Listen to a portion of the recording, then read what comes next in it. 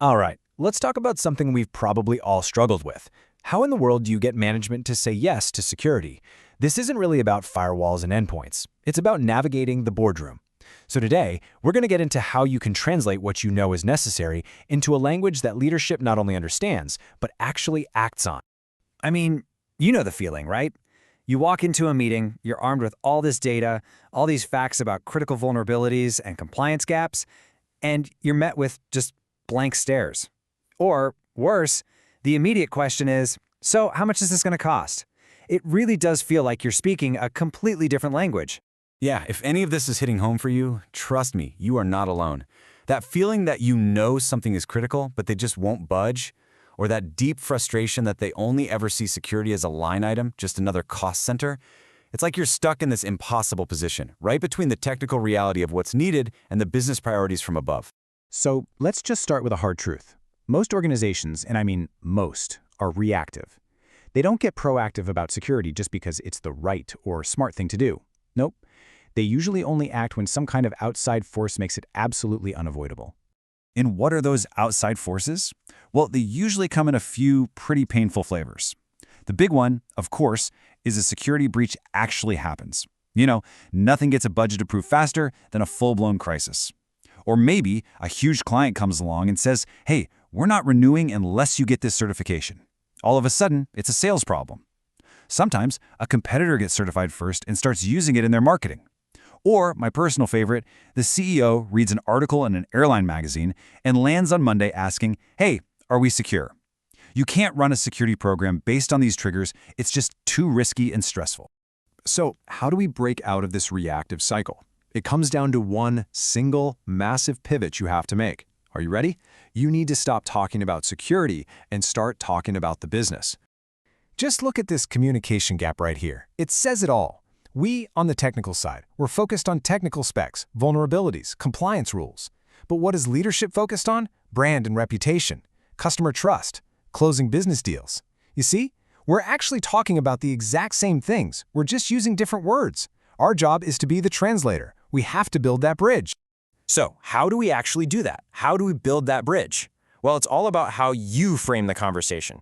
Instead of just dumping data, you need to frame your request in a way that clicks with their priorities. Let's walk through 3 really powerful frames you can start using like tomorrow. First up, the risk frame. This one taps directly into what keeps executives awake at 3 a.m. So don't talk about the number of unpatched servers. Instead, ask about the potential impact on the company's brand if customer data got out. You're framing it as protecting the company's reputation, something they've spent years and millions of dollars building. Okay, the second frame is trust. This is really the flip side of risk. It's not just about preventing bad stuff from happening. It's about proactively building something good. A security certification isn't just a technical checkbox. It's a powerful signal to your clients, to your partners, that you are a safe bet. It gives them the confidence they need to sign that contract. And that leads us right into the third, and maybe the most powerful frame of all, business enablement. Look, in today's world, having a solid security posture isn't a nice-to-have anymore. For a lot of big customers, it's the ticket to even get in the door. It's a prerequisite. So you frame your security project as a key that unlocks new sales opportunities and opens up entire markets you can't even touch right now. All right, so those frames are your overall strategy. They're great for structuring your entire argument, but sometimes you just need a single, powerful moment. One question that cuts through all the noise and makes this abstract idea of risk feel incredibly real. This is the question.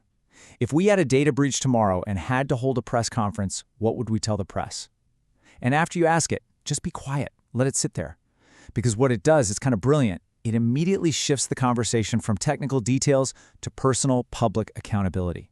It forces every single person in that room to picture themselves standing in front of a camera, trying to explain why they didn't do enough. It makes it real.